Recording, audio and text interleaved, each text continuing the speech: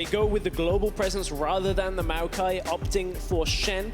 Of course, it is a fairly straightforward, and that's an instant lock-in Bard to round out the composition for ROCCAT. We haven't seen Wadid's Bard all that much, so interested to see how that can go. It worked very well for Hylissang in our first series of today. ROCCAT running a fairly unorthodox composition for Europe specifically. Seen a lot of Corki and Elise in Korea, in LCK. Seen a lot of Poppy elsewhere as well. So I'm excited to see with ROCCAT now they're building a little bit different of a composition to what we're used to seeing, whereas Misfits opting more towards what we're used to. And it's going to be interesting to see where the priority is from KaKAO in the jungle, of course. Notably very active in the early game. You saw in his first couple games, going down to that bottom lane to gank, kind of making his presence known everywhere. But this Kha'Zix sits ahead. He's got a Shen to back him up in the fights as well, and that's going to be incredibly terrifying. But on the opposite side, of course, Maxlore with the Elise. This is a champion known for her early impact, and Maxlore, kind of the big guy we expect to step up and carry this team, to get this team ahead, to get this snowball rolling in the early game. Very flashy bot lane matchups on this one. Thresh versus Bard. Been a while since we've really had that. Not too many Thresh players left in the EU LCS and hasn't been in the meta for a while. So this could be an explosive bot lane. High damage when you look at that Varus pick. I want to see how that can kind of work out against the Misfits. Well, if you think it's going to work out well, you can tweet out hashtag ROCWin on Twitter. Or if you think Misfits will come out on top with the power of KaKAO and IgNar, honestly. Hashtag MSF win, although who knows who could step up to carry on either of these lineups. Two very young teams going head-to-head as we get pumped and ready to go into game one here. Misfits versus ROCCAT. We're pumped, but we're not ready yet. And it's paused. All right. So, League of Legends. Yeah, so with League of Legends, a lot of it in the last year or so has been focused towards top lane. And I feel like if Maxlore wants to go up towards the top lane, that Elise Poppy setup that we may very well see. That's true. Alphari in the early levels won't be able to do much in this 1 versus 1. So if a jungler joins in, that's really when things will turn on their head. And that's one of the unique things that we haven't really seen too much in Europe recently, the Elise pick that LCK have been using, utilizing it against exploitable matchups, top and mid, and going there trying to camp for the lane. So I'm wondering where Maxlore's focus is going to be in this matchup. One thing we're going to have to watch. Absolutely. Now, the interesting thing for me, of course, is that Elise feels like such a high-risk pick to me, right, especially after Maxlore had, honestly, 2 incredibly rough games. We're going to have to see how he fares on this pick, if this is the comfort pick to him, because we are getting into game. As we've already mentioned, it might just be all about the early game if one of these junglers can get ahead. Misfits versus ROCCAT. If you're just joining us, it's game 1. And you're certainly right about the Elise. Like, it's not quite as safe a pick as the Rek'Sais that we've seen, as the, I guess Rengar's not particularly safe pick, but it's just so strong that it does very well. So for Maxlore, he's going to end up, hoping KaKAO at some certain stages face checks outside of the Misfits vision control, where you land the cocoon, the spider, the bite, everything, and by the time you've finished your damage, KaKAO wants none of it. He wants to get back out of the fight. And those are the areas where Elise can benefit the most from that. So Misfits, if they kind of wade into ROCCAT territory, could end up getting punished by the Elise. Very true, and of course the one thing we do have to consider is that Elise incredibly frustrating for Kha'Zix players because the Spiderlings stop her from being isolated if he can't kill those quickly. So without a Tiamat, without a few levels in the Void Spikes there, he may not be able to get that extra damage. And even without the Cocoon, may not be able to come out on top. This is honestly a matchup we haven't seen too much in EU LCS yet. There's also the added dynamic of the mid lane matchup. Always is important when Elise is on the Rift, because if you're playing a lower mobility mid laner and you don't have cleanse, well, you're probably going to get ganked a couple of times. And look what we've got. We've got a Syndra, fairly low mobility, running Ghost. The Ghost is used to try and dodge a lot of the offensive capabilities of the Corki. You can kind of move past the Phosphorus Bomb and look for an all-in. Well, no cleanse means potentially Maxlore has an opening mid lane as this game goes later. So a couple of unique areas that Elise will have over some other junglers that ROCCAT could use to their advantage. Of course, the early game, as we saw from ROCCAT in their first series, honestly, pretty comfortable. They looked okay so far. They had a few hiccups here and there trying to execute on their composition, but overall looked pretty solid. And thus far, of course, we're 2 minutes in. Nothing crazy happening quite yet. Still waiting for those junglers to finish their clears. Still waiting to see who will come out on top in this early laning phase. And IgNar going to roam up towards the blue buff just to get confirmation on where Maxlore is. Of course, with the way Hjarnan and Wadid were in lane, IgNar has that feeling that being on the bottom side after starting top side. This is the timing where Elise would normally be on blue. So Hjarnan, big damage down from Hansama with that 4th shot. The information is there on where Maxlore is. How will they utilize that? You can see Corki playing over towards the bottom side of the rift as well. Oh, Hook is gonna already. connect. Snare goes in. Hjarnan might go down here. Ignite's burning. Hansama, dancing grenade as he walks away with that kill. That shouldn't happen. Like, that should not happen level 2. We were so excited. I was so excited, maybe, to talk about the junglers. Maxlore versus KaKAO. Hype. European versus, you know, old school Korean jungler coming back. But it's the bottom lane. We got to respect those Thresh players, man. That was a flawless hook read. Yeah, it was great from Hansama, but 2v2 kills are so few and far between. And I guess it's one of these things. Maybe Thresh has been out of the meta for a while, so people forget, okay, I can't really play around out in the open on these lower mobility AD carries. Varus has to burn flash to get away from it and still ends up dying because you're against Hansama, who has his own crowd control, high damage, and the ignite. Oh, just ROCCAT should not have been in the position to get caught by that. And unfortunately, here goes Maxlore top. This is what we were talking about. Yeah, maybe trying to make some small moves to get back, not just let this early snowball go unchecked, but Maxlore going to have to back off. The single ward from Alphari will give away the approach from Maxlore, and definitely not the start that ROCCAT wanted whatsoever. And this terrifying thing is when we look at the summoner spells, Hansama and IgNar both still have flash. So if KaKAO wants to take a trip to that bottom lane, and it looks like he does, this could be trouble for ROCCAT. And not only that, even if this play goes awry, as they did just get caught out by Wadid's scrying plant, that ignite is coming off faster than the flash from cooldown, so there'll be another opportunity if they end up getting caught out.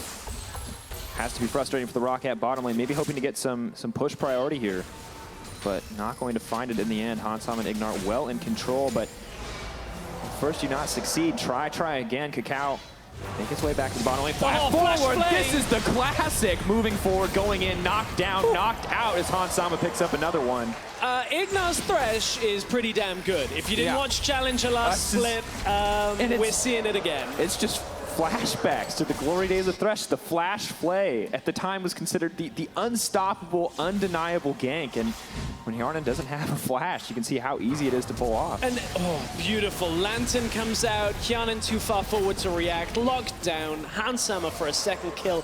This play snowballs from the first one in multiple ways. They picked up a control ward to put in the enemy brush just to make sure if they had to move forward in that kind of position, you could control the bush. They know there was no ward in the bush behind them, so KaKAO slipped into the lane unseen, undetected, and there was a lot of threat, whether it was seen or not, because KaKAO comes in, helps them to pick up that kill. And you can see KaKAO, very strong jungler overall, huge team jungle proximity, second in the league overall. That's the time he spends near his lanes, ready to gank at any moment.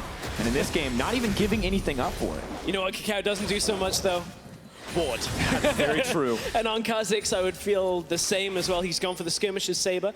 A couple of times we have started to see the tracker's knife come back out. Typically less so on champions like Kha'Zix, but you know, prioritizing vision control. We'll see whether KaKAO does that as he changes champions up. But certainly Misfits haven't been relying on jungle for warding presence. And we put pressure on Maxlore to find an advantage here. It looks like he's trying to find one now. Hansama potentially in trouble. Lantern goes in. Maxlore has Cocoon. Does connect on Hansama. No follow-up here whatsoever. No knowledge, I guess, of the COD. They have vision on. I don't know exactly what ROCCAT were planning there. This bot side of the map is just looking way too easy for Misfits right now. And I don't say that in disrespect. I mean, you see Hansama looks like he's caught out. Oh, the Lantern's there. Don't expend any summoners to get out. Again. Again. The CC just keeps coming. Ignite's going down. Wadid is now set to fall. Heal. Shrines moving forward. Ooh, Caretaker going to bring him back. Maxlore. Oh, he didn't hit it. No response and no follow-up. I mean, at this point, is it a point-and-click ability? Is it just guaranteed to hit every time? IgNar is popping off in this bottom lane. We wanted to see how Maxlore would do. How would be Maxlore versus KaKAO? But it's IgNar versus the world right now, and he is taking on everyone. Oh, and Hjarnan and Wadid just can't really do too much. KaKAO's been spotted out on this. They've conceded tower presence at 7 minutes in the game. Very rarely do you say that a player is already making a statement for player of the series 6 minutes into game 1, but IgNar's doing it again. And look at this, PowerOfEvil already making his way down to the bottom lane. Corki's here as well, but it might be too little too late. Misfits are poised to take this tower. A massive lead in their favor, 2,000 gold, 7 minutes into the game. 2-0 for Han Sama as well. Things could not look better for this team. And coming into this, we were looking at, okay, if ROCCAT can maybe get top or mid rolling, this would be great. It's a 2 versus 2 non-jungle pressure mistake that ROCCAT end up making that tilts it all the way in favor of Misfits, and Misfits have relentlessly tried to capitalize on it in the bottom side. So for as well as Betsy or Phaxi have been holding up in their respective lanes, they've had no impact on this game so far. And if ROCCAT want to hold on, they have to somehow get one of these other lanes rolling. Oh, Betsy takes a bit of poke here, but you're absolutely right. Seems like it's just going to be back and forth, a little bit of traded damage here. Neither one really needs to all in. Well, PowerOfEvil doesn't, that's for sure, because the rest of his team is winning across the map. He can play safe, he can play careful, but there's so much more pressure on the top side of the ROCCAT map to make a difference here, because bot lane is already down in the dumps. They have to find a way back in. Watch what Misfits are looking to set up on the map here. They're already drifting towards mid lane. Corki is not in a position where he can actually sustain any kind of damage going forward in this current build. He's gone Hexdrinker first. Typically, Corki, it's post-Trinity Force on the way to Infinity Edge that he starts having that massive amount of damage as it converts into magic.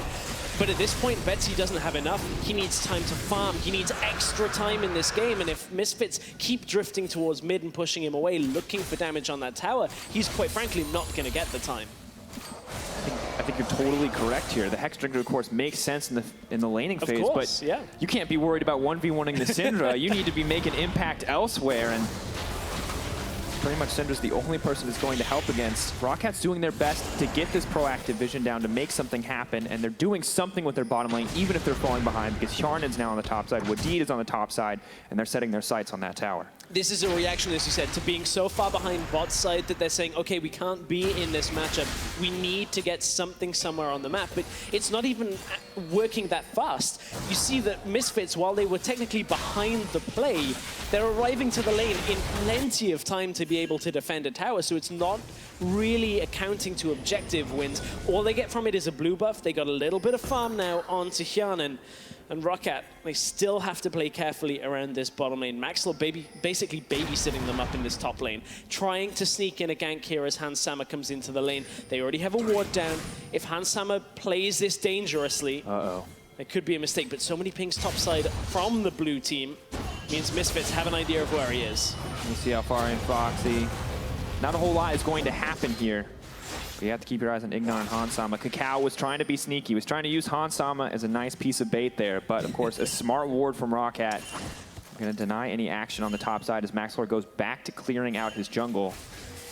Then 10 minutes in, 2.5k gold lead for Misfits. A Cloud Drake as well. And really, we're just waiting for ROCCAT to make something happen here. And at this point, maybe even waiting for Misfits to extend their lead. And this is the type of player Alphari is. As soon as he knows he has this freedom, they know Maxlore's topside, so Alphari goes, okay, I can be as aggressive as I want on any champion. Goes forward, trades against Phaxi. We saw this time and time again in Challenger. Alphari just always trying to dominate any matchup 1 versus 1. I'm excited to see what this guy can do on more damage-focused picks. Shen into Poppy, maybe not so much. But he got his Rumble games. Yeah. Now he's got to take one for the team and play tanks. Show me a Camille or Fiora. Give me something that's flashy and Alphari can overextend to be fair, Misfits and ROCCAT were both happy to show you bans. That's but true. Definitely not going to show you the champions there. It's a rough life right now inside of ROCCAT. PowerOfEvil will continue clearing waves. Betsy farming up now, has the Sheen. So working towards that Trinity Force, all too important for the Corki mid. I like what the Hexdrinker did. Alongside the exhaust, Betsy basically says, you can never kill me. You're not getting through enough of my health to put yourself in a position where I die. But it does slow the damage, as we discussed before. So theoretically, Betsy is still okay. It's not a massive problem for the team. Just certainly gets him through the lane a bit healthier. And you can see now that Betsy is post 6. He has a lot of poke, a lot of wave clear, and can shove in this Syndra and just keep her in lane for a little longer than most lane opponents can. And, you know, we kind of expected PowerOfEvil to be a weaker point on this team, very vulnerable to early ganks. Corki, of course, having the damage. Elise having the CC, but because bottom lane fell apart, it feels like PowerOfEvil has just been free to continue this laning phase, and now he's getting a little bit of support here as well. Getting a bit of support, but here, look, Maxlore's here too. Oh, all goes in, Cocoon goes down, Shen might be coming in as well, does grab the lantern, Tempered Fate goes down, Wadid, they're looking for the setup. Not gonna find anything yet. Alphari doesn't get the taunt flash. Good reaction coming in the end. Misfits kind of playing on the razor's edge there, very close to losing PowerOfEvil in that exchange. IgNar again, though, the savior of the day, comes in with the lantern. It's enough for PowerOfEvil to get himself away. Good flash by Maxlore. Looked like he was already preempting the taunt coming through from Alphari. Matches it flash for flash. So ends up not losing anything in that exchange really for ROCCAT. Some summoners were blown. You can see the exhaust was used by Betsy to absorb all of that damage that we were discussing. But no kills, ultimately. So Misfits hold the lead that they had. KaKAO is coming top, though, with IgNar. Oh, Hjarnan. No. Hjarnan. Wadid is there. There's no Tempered Fate to save him. Nothing to buy time. Nice sidestep on the hook, though. Starting to learn. Waiting. Maybe the snare's going to come in. Hansama decides not to commit there. Misfits just blowing a little bit of cooldowns, trying to make sure that Hjarnan is not comfortable on the top side. And honestly, ROCCAT just seem to be holding on at this point. I don't know really what's left for them to do. Yeah, and that situation, you can see what IgNar was going for. Throws out the hook to try and catch the flash, you know, predict that if you get it 1 time out of 10, it's going to look amazing. The rest of the 9 times looks like just throwing a hook at nobody that's there, but certainly Hjarnan didn't end up using his flash, saw the direction of the hook just in time. Dodges out, but one day that play, like last week, will work out for IgNar. KaKAO stunned up, Lantern's there, Blast Cone's there. Does pull him into the arrow, though. That's a nice little bit of bonus damage from Hjarnan.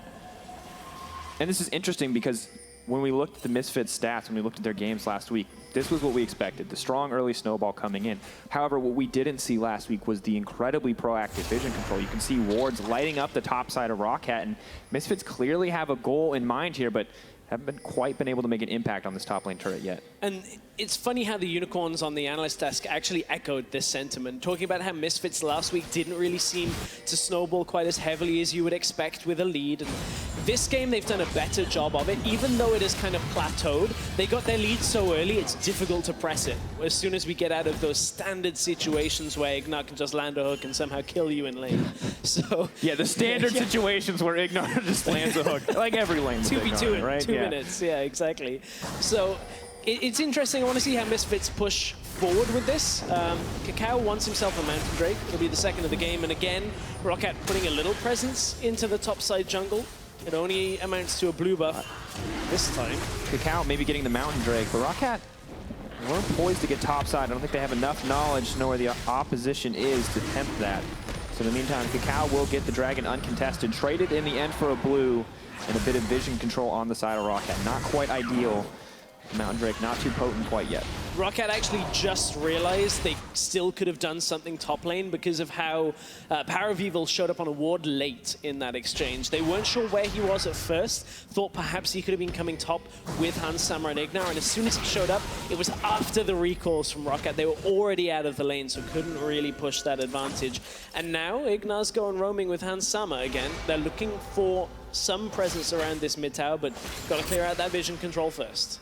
ROCCAT just, you know, doing what they have to in this case, and it's not on ROCCAT anymore to make the proactive plays. It feels like it's on Misfits, and we mentioned this already, but 2K gold advantage for Misfits. It's been that way since 7 minutes. They've been able to grow this lead. They have been able to find anything else. All these leads coming out of early laning, all these leads coming out of the first tower. Yes, they have some dragons as well, but when are we going to see this grow? When are we going to see Misfits take some proactive action here? I think the hidden value in the dragons is a little more significant, especially that Mountain Drake. The Cloud Drake is nice. It allows, you know, IgNar to roam from lane to lane a little bit faster, but I'm kind of with you that we started so flashy and now we've kind of dipped, that I'm eager to see more hooks come out. Bot lane, the top laners are still doing the same thing. We check in every once in a while to make sure that they're still not doing any damage to each other. And surprise, they're still not doing any damage to each other. But it's to mix it up, because really it feels like you got Alphari and Phaxi doing their little dance on the bottom side, and everyone else trying to figure out how to coordinate around top. We're going to reach a point where Misfits are going to have to stretch a little bit to try and get their engages. It's one of the hallmarks of having Thresh as a support. as opposed to some of the other kind of engage or pick style supports where you have to go a little deeper. KaKAO's going to have to start jumping in with Alphari shield on him rather than looking for Thresh hooks. It becomes a little difficult, but Misfits do have enough long-range poke. They have Syndra stun, they have Hansama to use the W as well, so there's enough to do it. But they're certainly going to have to start reaching for fights rather than kind of ROCCAT having them come towards them. So it's going to be this interesting situation post 20 minutes where ROCCAT don't really want to fight. Misfits have to reach for them. So there's this standoff that is going to occur, which means this game's going to slow very much like it has done. Yeah, it's interesting too because you mentioned, I mean, a lot of tools potentially to get picks, but a lot of them requiring that setup. Really, it feels like waiting for Hansama to land that deadly flourish before they can get the follow-up CDC, because the hook, you know, pretty easy to sidestep, kind of a mind game risk. And it's a similar story with Scatter the Weak from PowerOfEvil, which seem to be the two big tools to get a pick started here on the side of Misfits. Although KaKAO quickly approaching level 11, maybe he'll upgrade those wings and we'll see him and Alphari tag team their way into the back line. Could be Maxlore in trouble, just a flash out. A lot of respect. Maxlore playing on the very defensive side, which is the right thing to do when behind on this kind of setup. Can't afford to get picked off there, otherwise that would risk the mid tower. But here's one of the real... Oh. I feel for you, IgNar. I too have tried to flash the Bard binding. I was going to say, here's one of the real strengths of Corki, is it's almost impossible to push him out of mid lane. You can either just clear the waves out, and unless you're about to get dived, just back yourself away, pick up the package, run back to mid, clear it out, do the same again and again, until eventually your opponents have to throw everything mid or win a fight before they can get the tower. So certainly that's a sticking point for Misfits. And they won't really gain too much ground. We can say a lot about the mid lane, but one thing that's going well for Betsy is the CS. 206 has now completed the Triforce as well, so he's sitting pretty comfortably. While bot lane may have been a pretty rough spot for them, at this point it does feel like it's starting to balance out. The later and later we go into the game, the less and less the gold lead on the side of Misfits means. And look, some tanks. Yeah, Phaxi and Alphari still trading in the bottom lane. People will probably be a little surprised if you don't watch LCK of just how much damage Corki does post-Triforce, post-Infinity Edge, if that is the build that Betsy is going. Or the Gunblade too. We've seen so many Corkis just kind of 80 carry flashes into them, Corki kills them immediately because the raw damage output on that champion is absolutely terrifying. Yeah, it's huge. LCK have been using it to such a good advantage in so many matchups that it's a very safe mid laner for the most part. That's why we're seeing it come out again. Good roaming potential as well once you get the package. You basically just Q, ult with the big rocket and then auto summon and they die. Or they have to flash out and use all the summoners to get away. Yep. Of course, word has just come in from the EU LCS stats team that this is in fact the highest CS at 24, a mid laner for Betsy. So, the gold lead may not be in their favor, but the accolades are, and the flash for Hansama is not. We did nice little attempt. Was trying to catch him in that range where you can't flash really out of Bard ult. Hansama even managing to just move far enough through with those swiftness boots that he could flash out of the very edge of the Bard ult, but certainly that was a nice attempt at a ROCCAT. They're making a few plays every now and again to try and get something. Hasn't been all that often, but certainly glad to see them still trying. And it's 20 minutes, and honestly, 2K isn't a huge deal at this stage of the game. We can see the differences in itemization pretty small relatively across the board. Interestingly enough, Maxlore fully committing to the damage output here on the side of the Elise as we see a pretty aggressive build coming in. Yeah, it's a fairly aggressive build when you look at it. That Haunting guys after. We'll see what he ends up doing with that. It's high damage. There's only really Alphari as a tank. I mean, Thresh gets a little bit tanky later on in the game, but certainly Maxlore can offer some damage to go with that. KaKAO opting obviously for the damage edge with Kha'Zix. Yeah, no tank Kha'Zix quite yet. Not anymore. In the meta. After that damage reduction got taken off his ultimate 2 years ago. To be fair, he still built full damage. You just could tank anything because that was... that was silly. You know, League of Legends, they mix it up sometimes. Sometimes Kha'Zix is a full tank without building tank. Sometimes when Nocturne's released, he's, you know, full tank and still does a ton of damage. It can be frustrating. And sometimes, you know, Poppy builds full tank and kills the entire team, and looks like Warwick's going to do the same thing. Come on, I mean, that's always been that way. Poppy's that's fine. I'm that's excited. the Poppy special. I'm excited for Warwick, because Warwick's going to be Poppy 2.0, but actually kill things really quickly. So waiting to see when Warwick is available. I'm ready. Still not. Oh, moving forward. Maxlore get caught out. We reminisce on the past, and Misfits are looking towards the future as they cut down Maxlore and now make their way to the top side. They're ready to get more out of this. IgNar's moving up as well, and Betsy gonna have to stop worrying about the CS here and start worrying about your own life. But the team will back off in the end. Maxlore this time with no flash, caught out on that ward as he tried to come across from mid lane the short way. Hjarnan, half health in the mid lane no against one there to Jhin. block it. Flash out. KaKAO comes over the wall. Oh, gets it in the end. Doesn't even need to flash, but gets it anyway. Misfits now moving into the mid lane turret, and they are tearing ROCCAT apart. Misfits so confident in the fact Hjarnan was absolutely dead that Hansama didn't even want to fire the rest of his ults to pick up the kill. Just kind of cancels it, goes, okay, I'll push the wave. We'll end up taking mid tower from it. And Betsy wasn't able to beat mid lane in time to defend against that, as he was pushing back top side. So ROCCAT, just a couple of little mistakes again, giving away so much ground over to Misfits. Now with 2 Mountain Drakes and an Infernal Drake up next, it's going to be catastrophic anytime ROCCAT lose 1 or 2 people, because it's going to turn into towers, barons. All of this is just going to snowball heavily in favor of Misfits. Right now, however, it is Vision. You can see the jungle of ROCCAT once again lit up, but Misfits may have backed their members off too quickly here, because Betsy is moving in to take down the tower. IgNar wants it. I get excited every time. They're miles away, and I'm like, he's got a plan. They're going to flash into it. IgNar knows. He can see the future. He's against a champion that has, like, Valkyrie, Flash. Like, you're like, he's going to get him. Champion is not even in range, and I'm like, this hook might land. Technically impossible. You miss every hook you don't throw, which is why you should throw it on cooldown, because you might just hit someone, right? That's how Thresh works. Crepo somewhere is just like, oh god. Please stop talking about support champions. Please, just stop. Moving forward, though, you can see, not going to see the IE from Corki quite yet, although he is starting to work towards it. No Gunblade this time around.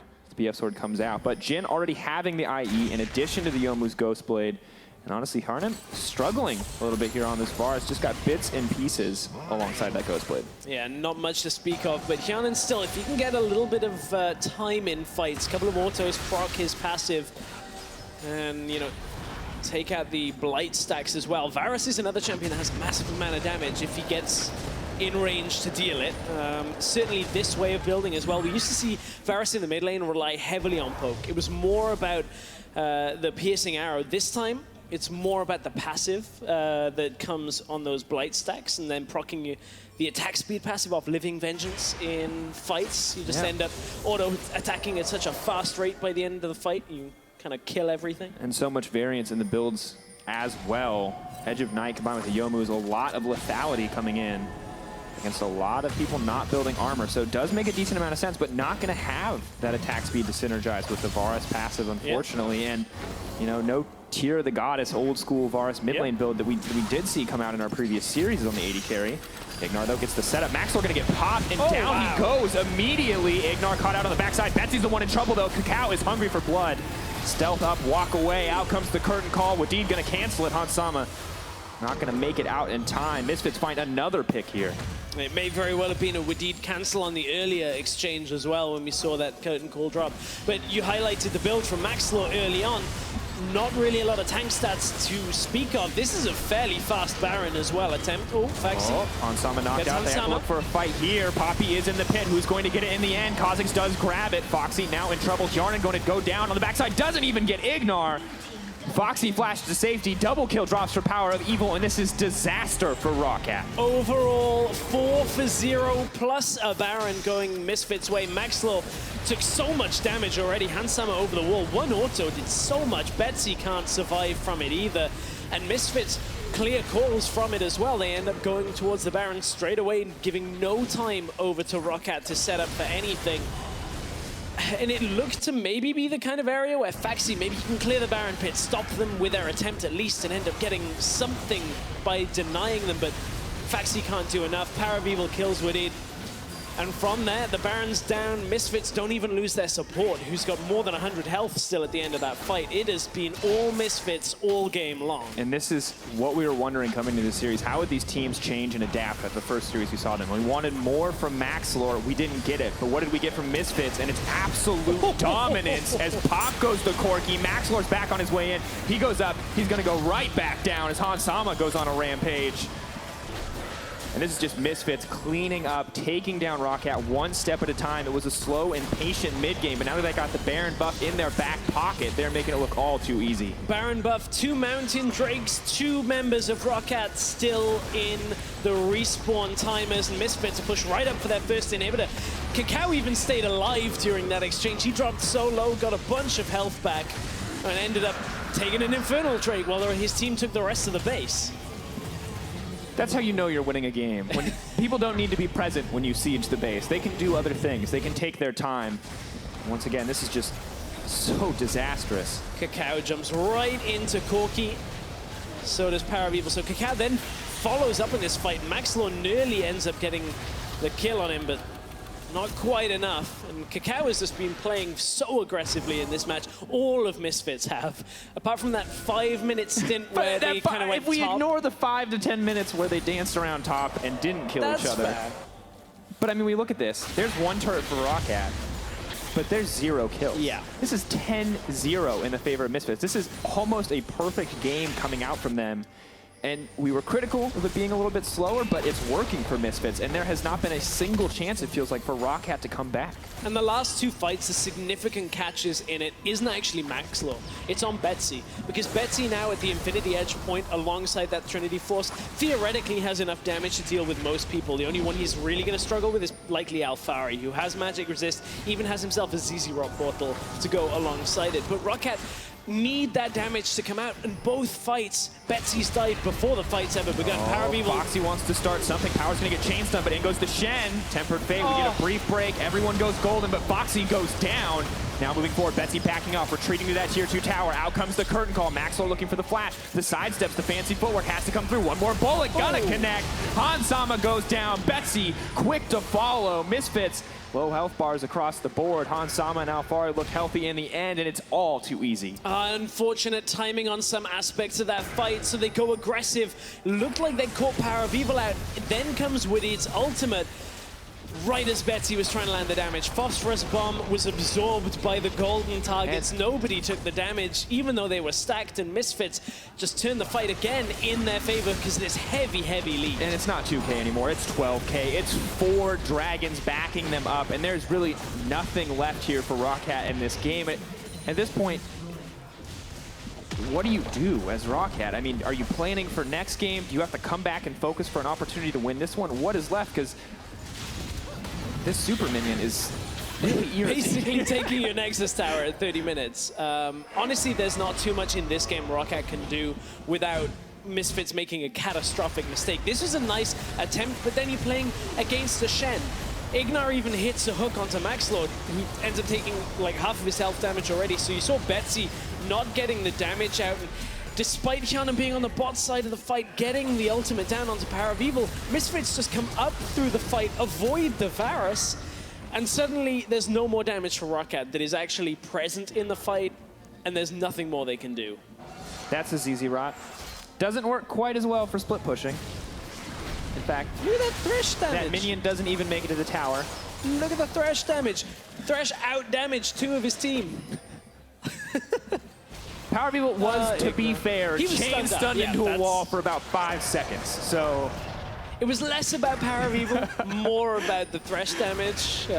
Just gets into the fight. pretty impressive. And this is not the proto belt IgNar that I thought we might see with this much damage coming out. This is just classic Thresh. Little damage on that Flay passive. Landing the hooks. Curtain call goes out. Gotta get canceled immediately. Yeah. That's one thing that's been working well for ROCCAT. They've been canceling curtain call a lot, but it hasn't helped him. Yeah, smart pick coming in.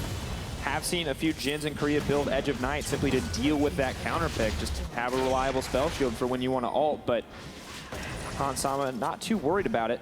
QSS, of course, not an item that will help against that Bard. Yeah. But you know what does help him a lot? the like near 4 items that he has, which means if anybody tries to actually get him after the Bard ult, he kind of blows him up, and then everybody else keeps him alive too. If he gets the fire off, that's painful. Betsy makes it out. Wadid does not make it in, and Phaxi's all alone on the backside. Does get PowerOfEvil on the wall. That's a lot of damage, but oh, they get the shutdown in the end. Phaxi now trying to keep this fight going. ROCCAT maybe can find a way back in. Maxlore, they're focusing down on Alphari, but they're blocking so much the damage. Alphari now set to fall. KaKAO in the back line, maybe looking for the reset. Stealths up, walks out. Exhaust drops off. Hansama now dominating. Phaxi makes his way in the back line. In goes KaKAO. Double kill. Misfits are too far ahead, and nothing that ROCCAT does matters in the end. KaKAO stunned up. Misfits dominating the map. And look at the base, like, ROCCAT may even just lose. This is it. Misfits just gonna take it. Winion's a little bit too strong. And while the team fight rages, Minions doing their due diligence and taking the game in the end. That was a very impressive performance from both Hansama and IgNar.